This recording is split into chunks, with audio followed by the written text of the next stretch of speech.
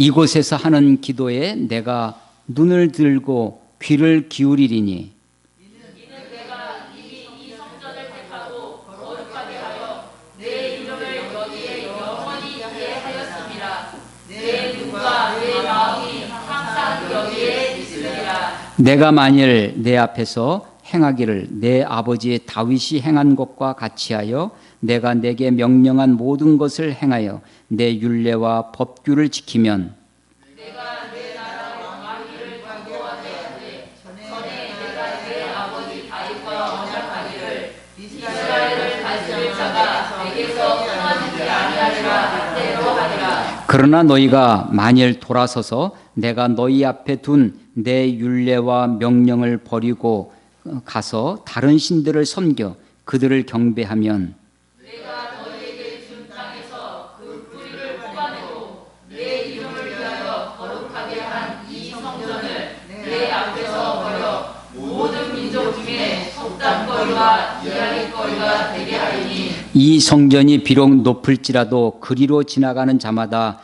놀라 이르되 여호와께서 무슨 까닭으로 이 땅과 이 성전에 이같이 행하셨는고 하면 그들이 자기 조상들을 애굽 땅에서 인도하여 내신 자기 하나님 여호와를 버리고 다른 신들에게 붙잡혀서 그것을 경배하여 섬김으로 여호와께서 이 모든 재앙을 그들에게 내리셨다 하리라 하셨더라. 아멘. 아멘.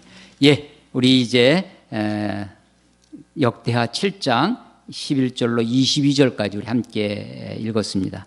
이 말씀 가지고 솔로몬의 형통과 하나님의 경고, 솔로몬의 형통과 하나님의 경고라는 제목으로 하나님 말씀 나누도록 하겠습니다. 역대기 상하는 이스라엘 역사에 관해서 특별히 남왕국 유다에 집중해서 기록하고 있습니다. 역대상에는 상당 부분이 다윗 이야기예요. 근데 역대하는 상당 부분이 솔로몬 이야기입니다. 그래서 역대기 상하의 많은 부분이 다윗과 솔로몬에 대한 이야기로 그렇게 되어 있죠. 역대하는 36장까지 되어 있는데 그 중에 9장까지가 솔로몬 왕의 이야기입니다. 그리고 솔로몬 왕 이야기 중에도 상당 부분이 성전에 관한, 성전 건축에 관한 이야기입니다. 저는 어렸을 때 중학교 때부터 이제 교회를 다녔는데요. 학생회라는 그런 모임을 통해서 교회를 다녔습니다. 그때 이제 장로님 한 분이 이제 예배를 인도하시고 설교를 하시고 그러셨는데 이분 늘 하시는 말씀이 우리 학생들을 놓고 기도하는 거죠. 위에서 솔로몬과 같은 지혜를 주시고 전무후무한 지혜를 주시고 그래서 솔로몬이 굉장히 위대하고 굉장히 지혜의 왕이고 하나님이 기뻐하시는 그런 왕으로만 알고 있었습니다. 근데 나중에 제가 실제로 성경을 읽어보고 직접 성경을 읽어보니까 솔로몬이 그런 것만 있는 것이 아니다. 공과 과가 있다고 하는 것을 이제 알게 되었죠. 솔로몬에 대한 환상이 좀 있습니다. 솔로몬에 대한 또 착각도 우리에게 있는데 우리가 성경을 통해서 하나님이 한 사람의 인생을 어떻게 다루시는지 한 사람의 인생을 어떻게 평가하시는지 우리가 좀 볼 수 있었으면 좋겠습니다.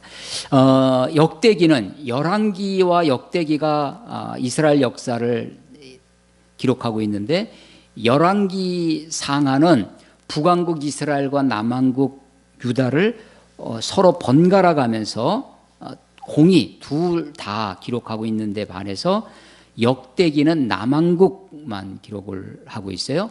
다윗 왕조를 중심으로 기록하고 있습니다. 그리고 특별히 성전을 중심으로 기록하고 있고 다윗 왕조 가운데 특별히 열왕기서에 기록되어 있는 다윗 왕이나 솔로몬의 과라고 생각하는 흠결에 대해서 많은 부분 생략하고 있습니다. 아주 대표적인 것이 다윗의 밧세바 사건이 열왕기서에는 기록되어 있는데 이 역대기에는 기록이 되어 있지 않고 있어요. 솔로몬의 배교, 그야말로 배교라고 말할 수 있는 솔로몬의 말년에 열왕기상 11장 이후에 나와 있는 그 이야기도 물론 역대기에는 기록되어 있지 않습니다.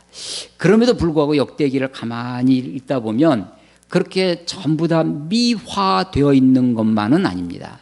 그래서 곳곳에 보면 아하, 이런 것이 하나님의 마음에 그렇게 썩 들지는 않았겠다라는 것을 우리가 짐작할 수 있는 부분도 많이 있어요.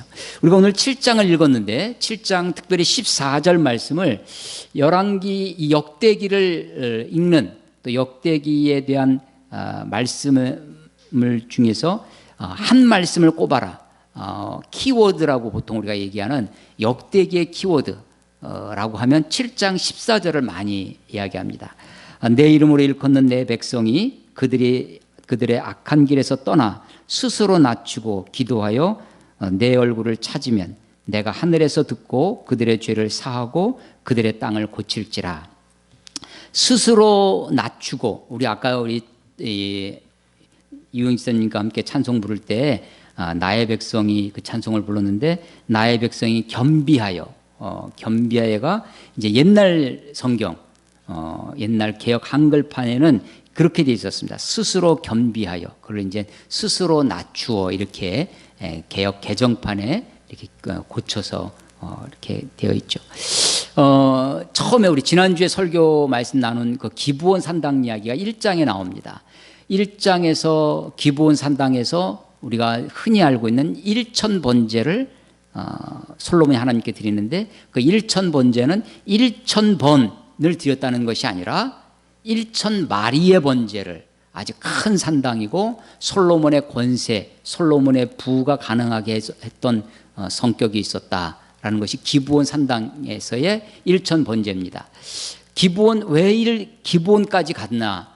예루살렘이 아니라 예루살렘에서 북쪽으로 약 9km, 10km 정도 떨어지는 곳인데, 기브온 산당까지 간 이유는 기브온에 모세의 광야에 있었던 회막이 있었다. 그리고 회막의 앞에 번제단이 있어서 거기에 와서 번제를 드린 것이었다라는 것입니다. 그래서 지난주에는 모세의 회막과 다윗의 장막을 비교를 했는데, 모세의 회막에서는 번제단이 있었고 다윗의 장막에는 하나님의 언약궤, 법궤가 있었다라고 하는 것을 서로 이렇게 말씀을 드렸던 적이 있습니다. 그 기본에서 1천 번제를 드리고 나니까 하나님이 그게 마음에 드셨던 거예요. 그래서 그에게 나타나십니다. 하나님이 솔로몬에게 나타나셔서 내가 너에게 무엇을 해주면 좋겠느냐, 내게 구하라. 이런 내 평생에, 우리들 평생에 하나님이 네 소원이 뭐냐라고 묻는다면 이것만큼 정말 감격스러운 것이 없을 것 같아요. 그때 우리가 알고 있는 대로 이 솔로몬이 백성들을 재판할 수 있는 지혜를 달라고 그렇게 기도했다는 거죠. 그런데 그 지혜라는 말은 우리말로는 지혜라고 되어 있지만 열왕기서에, 또 우리 옛날 우리 히브리어로 보면 그게 듣는 마음이다. 레브쉐마 해가지고 듣는 마음, 백성들의 아픔을 듣는, 억울한 사람들의 이야기, 땅의 소리를 듣는, 또 하나님의 소리를 듣는 그 듣는 마음이, 그걸 이제 다른 말로 번역을 해서 분별하는 마음 혹은 지혜라고 번역이 되어 있다. 그러니까 단순히 이 지혜가 우리가 수능 문제 풀고 하는 그런 지혜가 아니라 정말 백성들의 소리를 들을 수 있는 듣는 마음, 그것을 하나님께 간구했죠. 그러니까 하나님이 그것도 흡족해서 네가 돈도 명예도 물질도 건강도 혹은 원수의 생명도 구하지 아니하고 이런 지혜를 구하니까 내가 이런 것들을 다 더해 주겠다라고 했던 것이 1장입니다. 그러고 나서 2장에 가면 성전을 건축할 준비를 하고 3장에서 성전을 건축합니다. 그 성전을 어디다 건축하냐면 우리 3장을 한번 찾아보겠습니다. 역대하 3장 1절에 보시면요, 솔로몬이 예루살렘 모리아 산에, 예루살렘도 산성이에요. 산, 언덕인데 거기에 작은 언덕이 있어요. 거기에 뭐 골고다 언덕도 있고 겟세마네 언덕도 있고 모리아 언덕, 모리아 산도 있어요. 그게 다 예루살렘 안에 있는 거예요.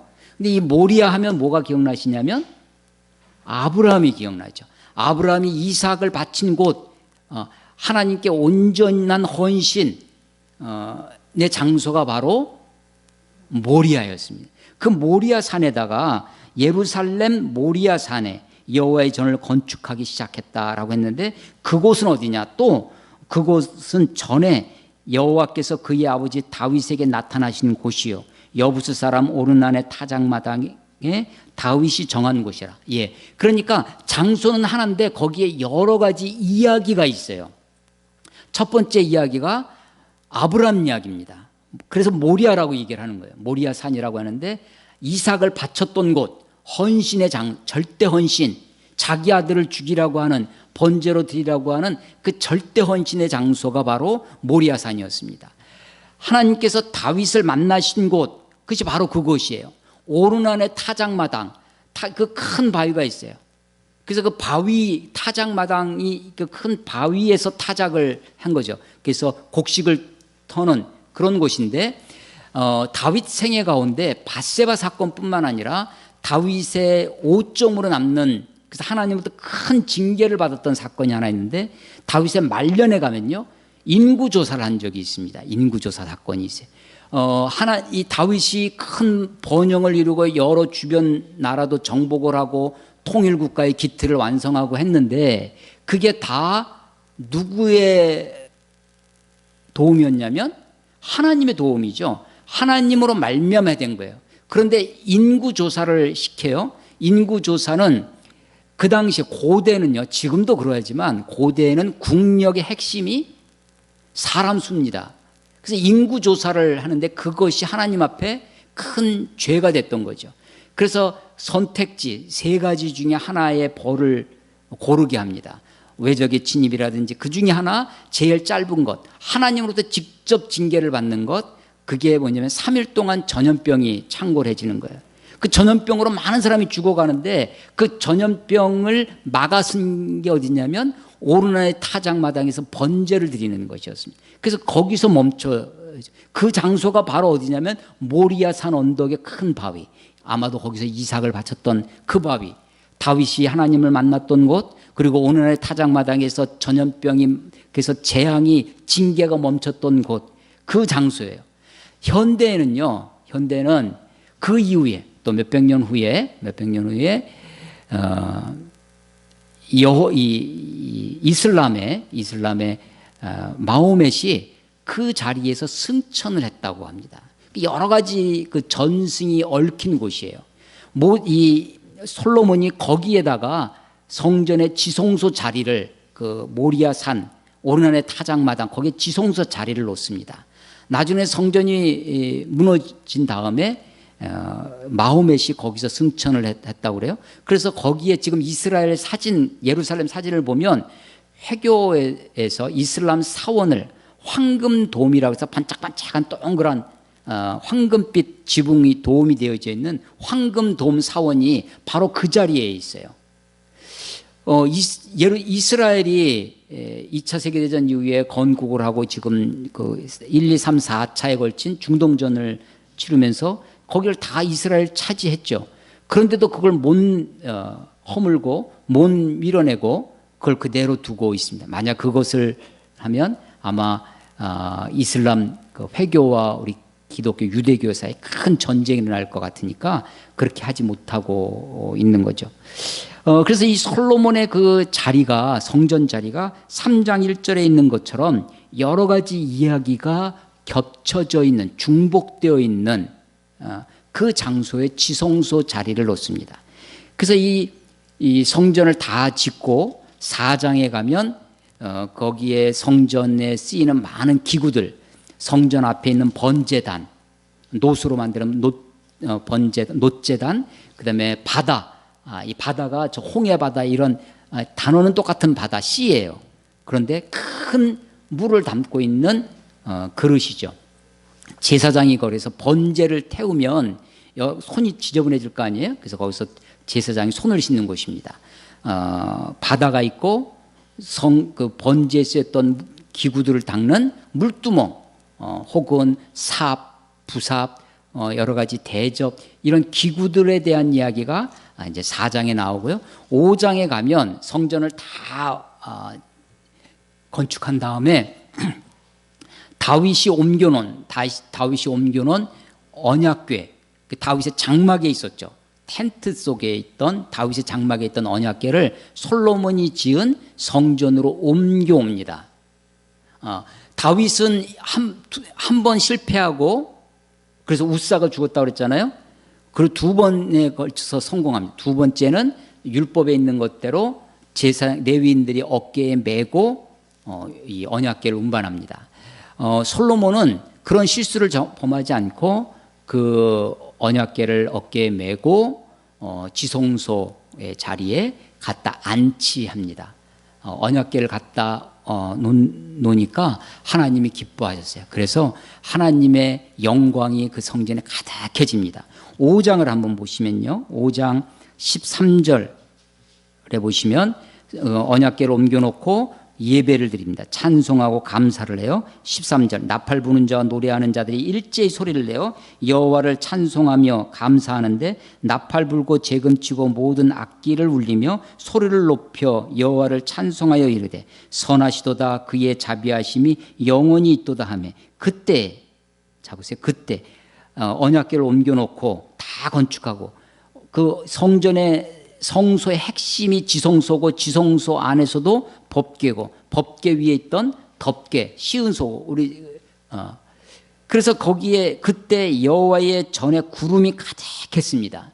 그 구름이 가득한 장면은 마치 시내 산에서 빽빽한 구름으로 출애굽기 19장 20장에 있는 그 장면과 같습니다. 구름이 가득하고요. 14절 제사장들이 그 구름으로 말미암아 능히 서서 섬기지 감히 서 있을 수도 없었어요. 그러니까 다 엎드렸겠죠. 그리고 이는 여호와의 영광이 하나님 전에 가득함이었더라. 예. 그래서 하나님이 솔로몬이 지은 성전을 지금 어떻게 하셨다는 거예요? 받으셨다는 거죠. 하나님이 기뻐 받으셨습니다. 그래서 구름이 가득하고 그 구름이 가득한 것을 지금 하나님의 영광이 가득한 것으로 성전이 그렇게 하나님의 영광으로 가득해졌습니다. 그러고 나서 6장에 가면 6장 1절 그때 솔로몬이 이르되 하면서 백성들을 향해서 솔로몬이 이제 연설을 합니다. 6장 1절에 보면 이르되 여호와께서 캄캄한 데 계시겠다 말씀하셨사오나 하나님이 캄캄한 데 거하신다는 거예요. 어둠 속에 거하시겠다. 실제로 장막, 회막 안에 텐트, 어두운 텐트 안에 그것도 지성소 안에 깜깜한 중에 계셨죠. 그래서 캄캄한 중에 거하시겠다. 어둠 속에 계시겠다. 시내 산에서도 빽빽한 구름 속에 하나님이 임하셨어요. 이것은 마치 히든 갓, 감춰진 하나님. 그래서 하나님을 우리가 볼 수 없어요.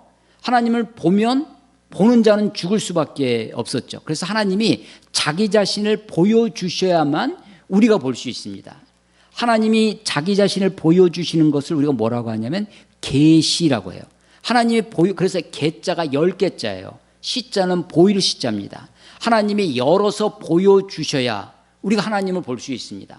피조물인 우리가 창조주신 조물주신 그분을 마치 개미가 인터넷 세계를 알 수 없는 것처럼 우리가 하나님을 알 수 없죠. 근본적으로는 인간이 창조주 하나님을 알 수 없습니다. 그런데 하나님 우리에게 알려주셔야 보여주셔야 계시해 주셔야 그래서 하나님이 캄캄한 중에 계시겠다고 했는데 그 하나님을 위해서 내가 성전을 지었다라고 하는 거예요. 그 이야기를 백성들한테 쭉 합니다. 이때 보시면요 다윗 이야기를 해요. 6장 5절 보시면 내가 내 백성을 애굽 땅에서 인도하여 낸 날부터 그러니까 하나님이 다윗에게 한 말을 솔로몬이 다시 하고 있는 거예요. 6장 5절 내가 내 백성을 애굽 땅에서 인도하여 낸 날부터 내 이름을 둘 만한 집을 건축하기 위하여 이스라엘 모든 지파 중에서 아무 성읍도 택하지 아니하였습니다. 하나님은요 원래 성전을 원하지 않으셨어요. 이게 하나님의 원래 마음이에요. 하나님은 아무도 택하지 않았다는 겁니다. 아무 성읍도 택하지 아니하였으며 내 백성 이스라엘의 주권자가 될 사람을 아무도 택하지 아니하였더니 하나님이 아무도 택하지 않았습니다. 그런데 6절 예루살렘을 택하여 내 이름을 거기 두고 또 다윗을 택하여 내 백성 이스라엘을 다스리게 하였노라 하신지라 내 아버지 다윗이 이스라엘의 하나님 여호와의 이름을 위하여 성전을 건축할 마음이 있었더니 여호와께서 내 아버지 다윗에게 이르되 내가 내 이름을 위하여 성전을 건축할 마음이 있으니 이 마음이 내게 있는 것이 좋도다. 다윗 예루살렘을 정복하고 법궤를 옮겨왔습니다. 장막 속에 있었어요. 그러니까 어느 날 보니까 자기는 레바논 궁에 거하거늘, 다윗의 고백이에요. 사무엘상 7장에 보면 나는 궁에 거하거늘 여호와는 장막 속에 있도다. 자기는 아주 멋진 집에 있는데 하나님은 텐트 속에, 장막 속에 있다는 것을 마음 아파했다는 거예요. 그래서 다윗이 하나님을 위해 집을 짓기를, 하나님의 이름을 둘 집을 짓기를 원했다는 건데, 하나님이 원래는 그게 원하지 않았습니다. 내가 이스라엘 민족이 어느 지파 누구에게 집을 지어달라는 적이 있었느냐? 하나님이 그렇게 묻고, 네가 나를 위해 집을 지어준다고? 아니다. 내가 오히려 너를 위해 집을 지어주겠다 라고 하는 것이 사무엘하 7장에 쭉 나오죠. 그래도 하나님의 원래 마음은 그렇지 않았지만 다윗이 성전을 지으려는 그 마음이 있었던 것을 그 6장 8절 끝에 보면 이 마음이 내게 있는 것이 좋았다.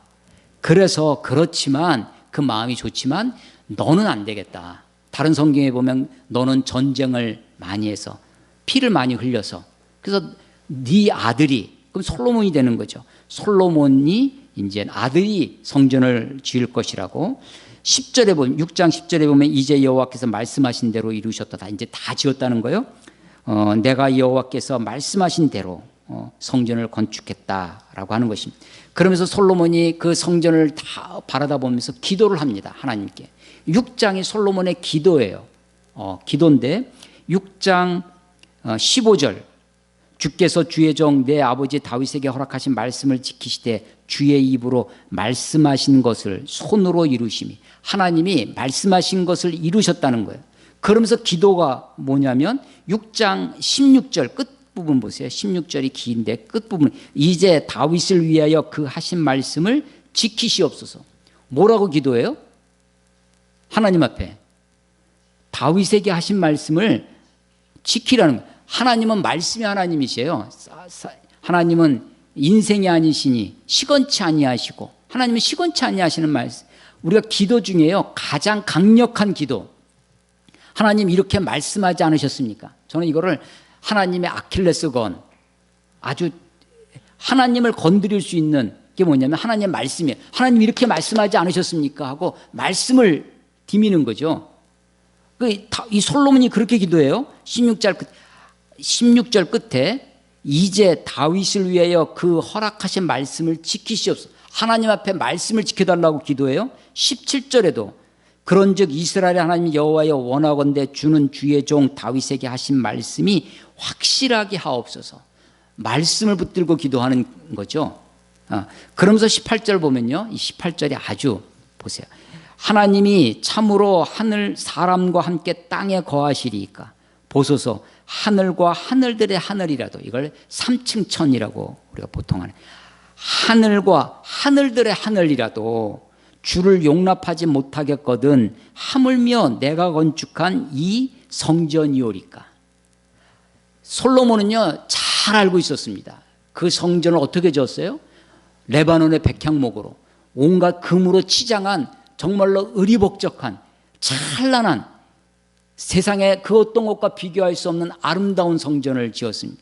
그럼에도 불구하고 하나님을 그 성전에 모실 수 있다 없다? 없다는 거예요. 어떻게 하나님이, 거룩하신 하나님이 하늘과 하늘들의 하늘이라도 주를 용납할 수 없는 그 하나님이 어찌 사람이 지은 것에 거하실 수 있겠냐고. 이게 사실이죠. 이게 본질이에요. 인간이 만든 인위, 하나님 그 어떤 곳으로도, 어떤 피조물도 하나님을 담아낼 수 없죠. 이게 본질입니다. 이게 진실이에요. 그렇지만 솔로몬이 여기서 길게 기도를 하는데요. 그렇지만 그럼에도 불구하고 이 백성들이 이 성전을 향하여 기도하면, 이곳에 와서 맹세하면, 이곳을 향하여 기도하면 하나님 그 기도를 들어달라는 겁니다. 전쟁에 나가기 전에 기도하면, 적들이 왔을 때 이 성전을 향하여 기도하면, 우리 이들 가운데 전염병이 생겨서 곤란한 중에 내가 범죄해서 하나님 앞에 회개할 때 이 성전을 향하여 기도하면 하나님 그 기도를 들어달라고 그런 기도를 하고 있어요. 자, 그래서 6장 20절 중간에 이 성전을 향하여 보이세요? 21절 주의 종과 주의 백성이 이스라엘이 이곳을 향하여, 22절에도 중간에 이 성전에 있는 주의 제단 앞에서, 26절에도 중간쯤 주의 벌을 받을 때에 이곳을 향하여 빌며, 29절 중간에도 고통을 깨닫고 이 성전을 향하여 손을 펴고, 32절 끝에도 이 성전을 향하여 기도하거든. 34절 끝에도 성전 있는 쪽을 향하여 주께 기도하거든. 38절 끝에도 성전 있는 쪽을 향하여, 40절에도 나의 하나님의 이제 이곳에서 하는 기도에, 지금 이 하나님을 이 성전에 모실 수 없는 그런 하나님이지만 내가 아무리 잘 지어도 하나님은 더 위대하신 분이라는 것을 솔로몬이 잘 알고 있어요. 그럼에도 불구하고 이 성전을 향하여 기도하면, 이 성전에 와서 이 제단 앞에 와서 기도하면, 그렇죠, 인간이 만든 것이 다 그렇습니다. 그래서 솔로몬은요 그때 이곳을 향하여 기도하면 21절 봐보세요. 21절 끝에 하늘에서 들으시사 사하여 주옵소서. 23절 주는 하늘에서 들으시고, 25절 주는 하늘에서 들으시고, 27절 주께서는 하늘에서 들으사, 30절 주는 계신 곳 하늘에서 들으시며, 33절 주는 계신 곳 하늘에서 들으시고, 35절 주는 하늘에서 그들의 기도와 간구를 들으시고. 하나님이 지금 어디 계시다는 걸 알고 있는 거예요? 하늘이죠. 그 하늘이 비행기 타고 올라가는 그 하늘, 하늘과 하늘들의 하늘이라고 표현되어 있는 것처럼 인간이 눈으로 볼 수 있는 우주선 타고 올라가는 그 하늘이 아니라 하나님의 이 피조세계 너머에 있는 그 하나님, 그 하늘이죠. 하나님이 거기서 들으시는 겁니다. 그래서 이 성전, 사람이 만든 솔로몬이 손으로 지은 그 성전이 아니라 거룩하신 곳, 그곳에서 들으셔서 우리들의 기도를 들어달라고 솔로몬이 기도를 하는 거예요. 7장 1절에 봐보세요. 솔로몬이 기도를 마침에, 솔로몬이 기도를 다 마쳤어요. 불이 하늘에서 내려와서 그 번제물과 제물들을 사르고 여호와의 영광이 그 성전에 가득하니. 아까 성전에 언약궤를 모셔오니까, 그리고 예배를 드릴 때 구름이 가득하고 하나님의 영광이 가득했어요. 그 모습을 보고 솔로몬이 백성들에게 길게 연설을 하고 하나님께 기도를 했습니다. 기도를 다 마쳤더니 하나님이 불로써 솔로몬의 번제를 태우시는 거예요. 하나님이 솔로몬의 번제와 기도를 어떻게 하셨다는 거예요? 받으셨다는 거죠. 연락하셨다는 거죠. 그래서 그 영광이 가득했습니다. 2절, 7장 2절 여호와의 영광이 여호와의 전에 가득함으로 제사장들이 여호와의 전으로 능히 들어가지 못. 아니, 제사장들은 어디서 일하는 사람들이에요? 성전에서 일하는 사람들인데 그 사람들조차 감히 성전에 들어갈 생각을 하지 못할 정도로 그렇게 그 영광 앞에 두렵고 떨리는 모습으로 나아갔던 거죠.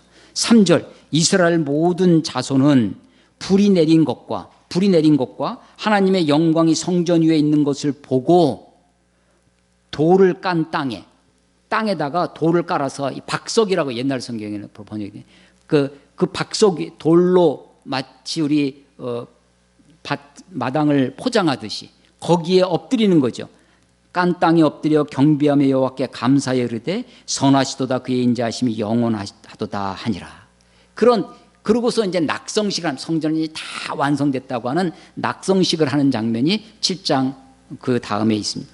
그리고 나서 7장 11절 오늘의 본문에 이르는 겁니다. 오늘 설교 본문은 11절 솔로몬이 여호와의 전과 왕궁 건축을 마치고, 솔로몬이요 하나님의 성전을 짓는데 몇 년 걸리냐면 7년 걸립니다. 그리고 자기 왕궁을 짓는데 13년이 걸려요. 그러니까 모두 몇 년이 걸린 거예요? 20년이 걸립니다. 8장 1절에 보면 솔로몬이 여호와의 전과 자기 궁궐을 20년 동안에 건축하기를 마치고 20년 나오죠.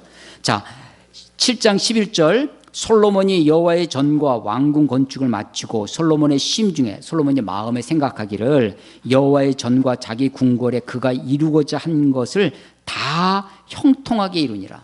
그 모든 것을 다 이루었어요. 성공했다는 겁니다. 형통이라는 말을 다른 말로 바꾸면 이게 구약에만 나와요. 형통이라는 단어가 신약에는 없습니다. 신약의 말로 바꾸면 우리 시대로 바꾸면 그게 성공이라는 단어로 바꿔. 그래서 어떤 성경에는 영어 성경에 보면 succeed, success, 성공이라는 단어로 그렇게 번역되어 있는 것도 있고요. 또 번영이란 prosperous라는 번영이라는 단어로도 번역이 되고 합니다. 형통했어요. 이 솔로몬이 그 모든 일, 자기의 마음에 생각했던 것, 전을 짓고 왕궁을 짓는 일이 20여 년간에 걸친 이 건축 사업이 다 되어졌습니다.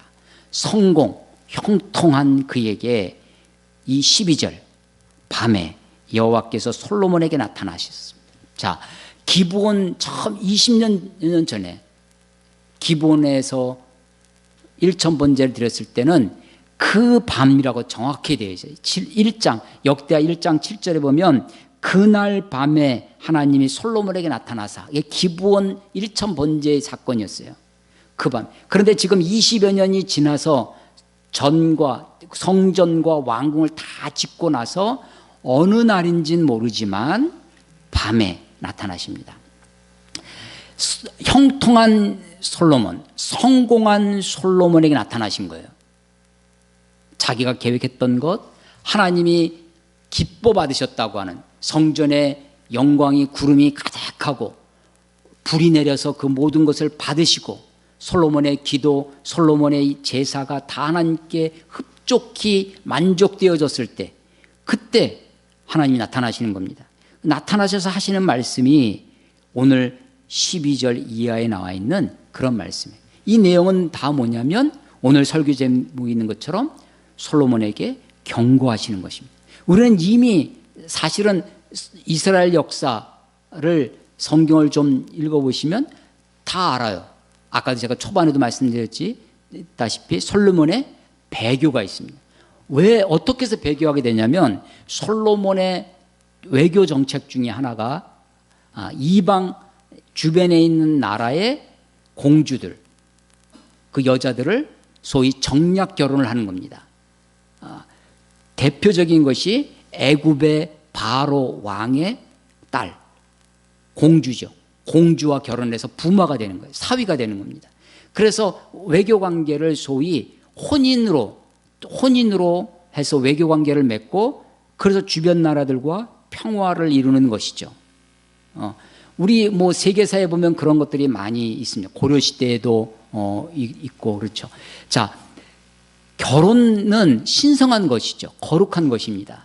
결혼을 어떤 다른 목적을 이루기 위한 도구로 사용하는 것, 그런 모습을 지금 보이고 있어요. 그런데 더군다나 왕이 이방 나라의 그 더군다나 힘 있는 나라의 공주를 데리고 와서 이 바로의 딸 공주를 위해서 궁궐을 다시 지어줍니다. 그리고 그들이 섬기던 이방 여인들이 다른 데서 섬기던 그 신을 그대로 섬길 수 있도록 그 신들의 사당을 예루살렘에 지어주는 거예요. 그래서 말년에 가면 이 솔로몬이 온갖 우상을 예루살렘 땅에서 버리고 그 여인들, 그래서 이 열왕기상 11장에 보면 솔로몬이 후궁이 700명, 첩이 300명, 합이 1000명이 되는 거예요. 그 여인들이 솔로몬의 마음을 빼앗아 그로 하여금 하나님을 배반하게 했다라고 하는 것이죠. 그리고 그 후에 이 20년 동안 건축으로 성전 짓고 왕궁 짓는 것으로만 끝나는 것이 아니라 이제 8장 이후에 보면요, 그가 여러 국가 시설들, 병고성이라든지 여러 것들을 건축을 합니다. 거기에 다 백성들의 고혈이 거기에 있는 것이죠. 그래서 후반기에 가면 다 솔로몬의 강압 정책, 솔로몬의 타락으로 이어져요. 자, 하나님의 예지, 하나님의 미리 하심, 하나님께서 지혜로우신 모든 것을 아시는 그분이 솔로몬의 이런 것들을 모르실 리 없었을 겁니다. 우리가 예정이라고 해요. 예정. 미리 정하셨다. 하나님이 이런 것을 미리 정하셨다고 했을 때 솔로몬이 배교하도록 하나님이 정하셨을까? 그러지는 않았을 것입니다. 그러니까 하나님의 예정, 미리 아심, 미리 정하심은 기계적인 것이 아닙니다. 팔자나 운명이나 이런 것이 아니에요. 하나님은요, 지금 우리들에게도, 저와 여러분에게도 하나님 우리 위에 인생의 길 어쩌면 다 하실 거예요. 그러나 하나님은 매 순간순간 우리들에게 최선을 다하고 우리들에게 기회를 주십니다. 우리가 선택하며 하나님 앞에 온전히 살아가기를. 그래서 하나님이 지금 솔로몬에게 성전을 짓고 하는 그 모든 과정, 기드온에서의 그 일천 번제를 하나님이 기뻐 받으시고 그에게 네 소원이 무엇이냐 내게 구하라 라고 하는 것처럼 솔로몬의 기도를 흡양하시고 받아주시고 솔로몬에게 불로 응답하시고 이게 꿈에 나타나셔서 두 번씩이나 솔로몬의 생애 가운데 기브온 산당에서도 그렇고 이 7장에서도 그렇고 하나님이 그에게 나타나세요. 아니 저는요 제 생애에 하나님이 나타나셔서 나에게 무엇인가 말씀하신다면 아마 우리의 인생, 여러분 인생이 어떻게 될 것 같아요? 설교 시간에 설교 듣고 감동받는 것만으로도 우리가 벅찬 그런 우리가 만약에 하나님이 꿈에라도 나타나셔서 기영아, 그럼 좀 약간 산신령 같습니까? 하여간 하나님이 내게 나타나셔서 어떤 형태로든 하나님 나타나셔서 어떤 모습을 보여주신다면 아마 내 인생이 우리의 삶이 어떻게 되겠어요? 솔로몬은 지금 그의 생애 가운데 두 번씩 나타납니다. 그리고 실제로 솔로몬이 했던 일들을 다 형통해요. 그러고 나서 이 하나님이 이 두 번째 나타나시는 이 나타나심은 솔로몬에게 경고하시는 거예요. 13절에 보면 혹 내가 하늘을 닫고 비를 내리지 아니하거나 혹 메뚜기에게 토산을 먹게 하거나 혹 전염병이 내 백성 가운데 유행하게 할 때, 그러니까 어떤 재난이나 재앙이 그 땅에 임할 때 14절 내 이름으로 일컫는 내 백성이 그들의 악한 길에서 떠나 스스로 낮추고, 이게 스스로 낮추는 것, 그래서 이 스스로 낮추고 스스로 겸비하여 열왕기서의 이 역대기 하에 보면요 이 말씀이 여러 왕들의 이야기에 계속해서 반복되어집니다. 스스로 낮추고. 여러분 이게 남이 우리를 낮추면요 우리를 굴복시키는 거죠. 그게 아니라 내 스스로 낮추는 거예요. 스스로 낮추는 것의 반대가 뭐냐면 높이는 거죠. 스스로 높이면 교만해지면 사람이 보이지 않습니다. 사실은 솔로몬이 백성들을 재판할 지혜를 듣는 마음을 달라고 했을 때 그는 그야말로 낮은 마음이었을 것입니다. 백성들의 소리에 귀 기울이는 그런 마음이었을 거예요. 그런데 그가 스스로 낮추지 아니하고 점점 교만해져서 백성들의 마음을 듣지 않습니다. 그래서 그 주변의 왕들, 다른 이방 나라의 왕들처럼 군림하는 왕이 되는 거죠. 착취하는 왕이 되고 완전히 지배하는 왕들이 되어 버립니다. 그래서 그 다음 아들 르호보암 왕에 가면 백성들이 솔로몬이 죽으니까 아버지 솔로몬의 그 강압 정책에서 우리를 좀 풀어나게 해달라고, 우리를 좀 해방시켜달라고 국민청원, 요즘식 표현을 하면 백성들이 와서 부탁을 해요. 왕에게, 르호보암 왕에게. 그런데 르호보암이 왕의 그 원로들, 노인들의 이야기는 듣지 아니하고 자기와 함께 어려서 놀던 젊은 신하들의 이야기를 듣고 내 새끼손가락에 우리 아버지 허리보다 굵고 아버지는 채찍으로, 가죽 채찍으로 너희를 다스렸지만 나는 너희들을 전갈 채찍으로 너희들을, 그래서 더 징체하겠다고. 그 백성들이 완전히 돌아서게 되죠. 그리고 반역을 해서 이제 나라가 완전히 남북으로 갈라서게 되는 것입니다. 스스로 낮추고 기도하고 내 얼굴을 찾으면, 하나님의 얼굴을 찾는다는 것이 무엇일까? 우리는 무엇을 찾고 있나? 정말 우리가 우리의 삶 속에 하나님의 얼굴을 찾나? 솔로몬이요 정말 하나님의 얼굴을 찾았더라면, 이스라엘 백성들이 하나님의 얼굴을 찾았다면 하나님이 그 땅을 고치신다는 거예요. 내가 하늘에서 듣고 그들의 죄를 사하고 그들의 땅을 고칠지라. 하늘에서 듣고 땅을 고쳐주시는 하나님이십니다. 그게 하나님의 원래 마음이에요. 근데 이게 조건이 있어요. 조건이. 17절, 내가 만일 내 앞에서 행하기를 내 아버지 다윗이 행한 것과 같이 하여 내가 내게 명령한 모든 것을 행하여 내 율례와 법도를 지키면. 19절, 그러나 너희가 만일 돌아서서 내가 너희 앞에 내 율례와 명령을 버리고, 예, 만일, 둘 다 만일이죠. 네가 만일 다윗과 같이 행하면, 네가 만일 돌아서서 나를 버리면 하나님도 저들을, 하나님이요, 심지어는 20절 보시면 내가 너에게 준 땅에서 그 뿌리를 뽑아내고 내 이름을 위하여 거룩하게 한 이 성전을 내 앞에서 버려. 하나님이 뭘 버리신다고 그래요? 성전을 버리신다고 그래요. 성전을. 그 금으로 지은 그 찬란한 성전을, 하나님이 그 성전마저 자기 이름을 두신 성전을 버리시겠다고 합니다. 성전을. 그러니까요, 성전은 귀한 것이에요. 그렇지만 성전은 절대적인 것이 아닙니다. 그 어떤 것도, 사람이 만든 어떤 것도 절대적인 것이 없어요. 솔로몬은 이것을 잘 알고 있었어요. 하늘과 하늘들의 하늘이라도 하나님을 모실 수 없는데 어떻게 내가 만든 이 성전이 오리까? 6장 18절에 그렇게 고백하고 있는 것이죠. 그렇습니다.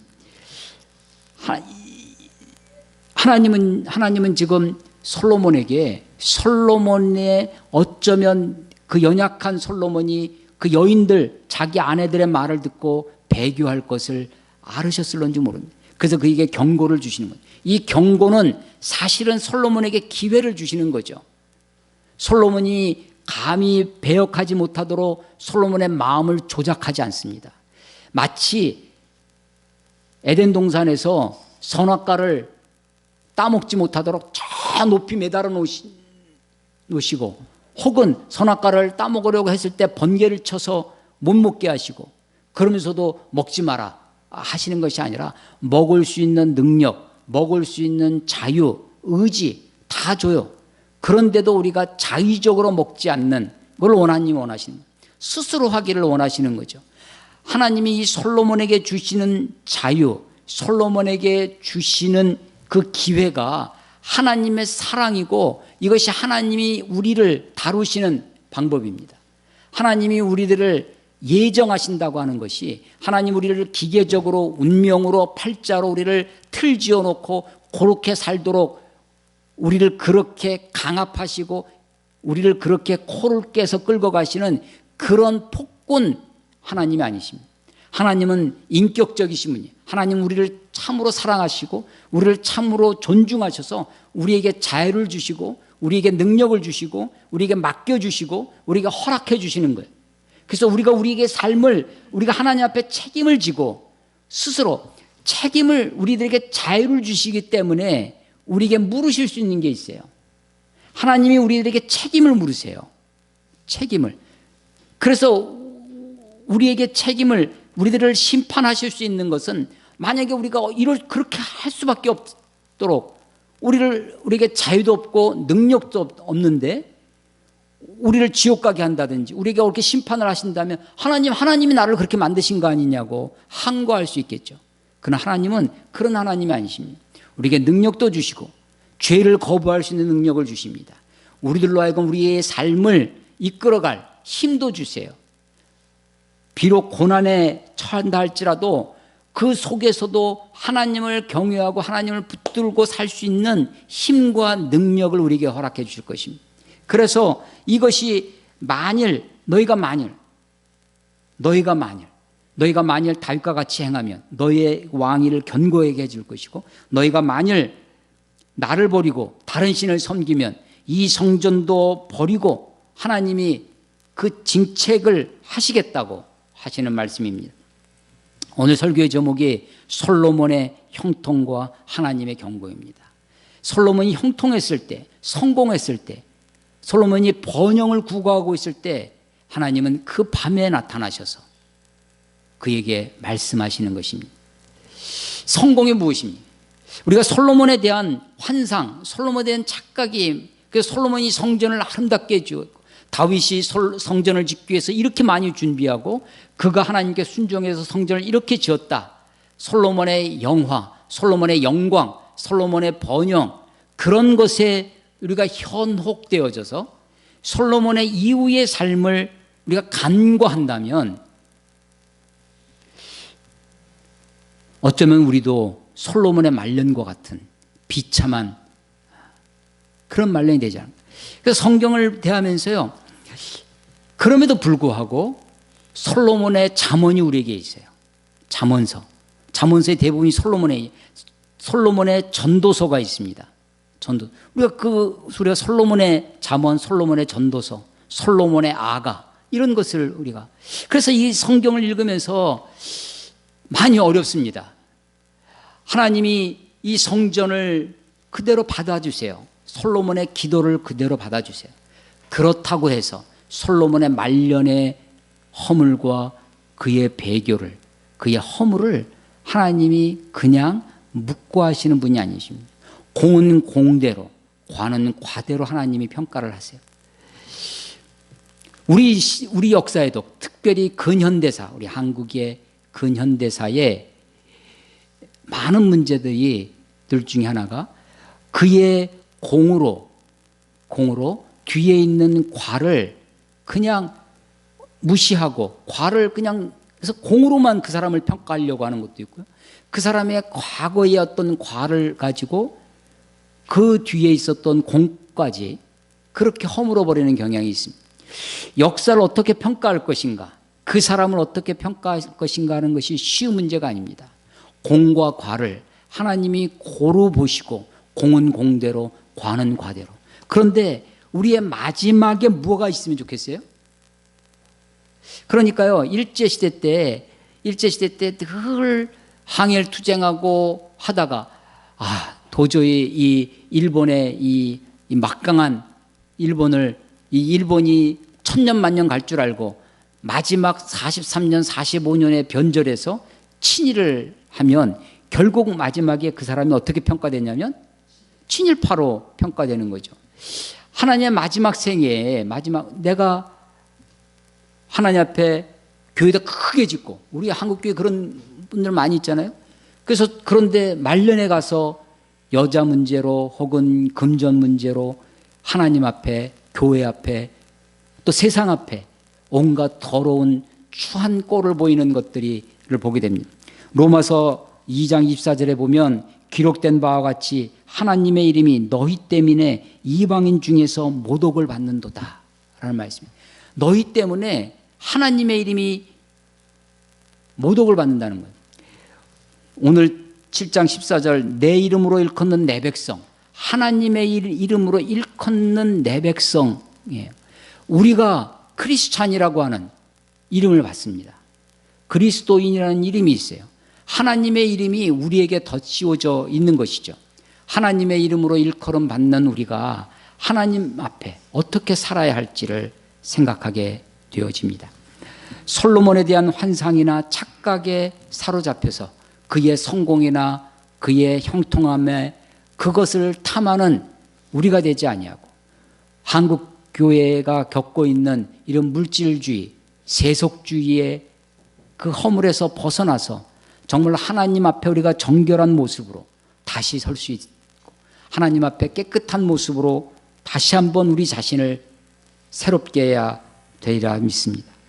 7장 14절 말씀을 다시 한번 읽습니다. 내 이름으로 일컫는 내 백성이 그들의 악한 길에서 떠나 스스로 낮추고 기도하여 내 얼굴, 하나님의 얼굴을 찾으면 내가 하늘에서 듣고 그들의 죄를 사하고 그들의 땅을 고칠지라.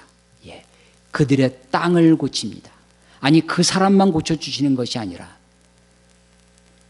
그 영혼만 고쳐주시는 것이 아니라 그 땅을 고쳐주시겠다고 하십니다. 우리의 환경이나 상황, 여건이 참으로 어려운 시대에 살고 있습니다. 특별히 교회가 세상으로 하여금 온갖 비난과 조롱을 받고 있습니다. 다시 한번 우리가 이 말씀 앞에 우리 자신을 돌이켜보고 스스로 낮추는 하나님의 얼굴을 찾는 저와 여러분이 되시기를 주의 이름으로 축원합니다. 기도하겠습니다.